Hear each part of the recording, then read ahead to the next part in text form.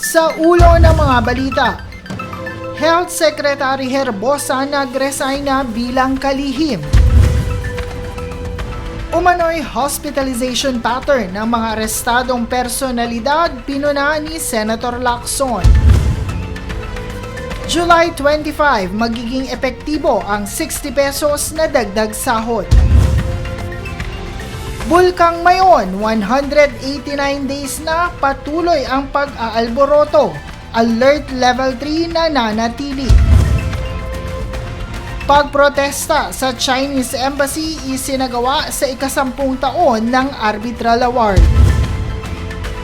Alex Ayala balik bansa matapos ang makasaysayang Wimbledon campaign.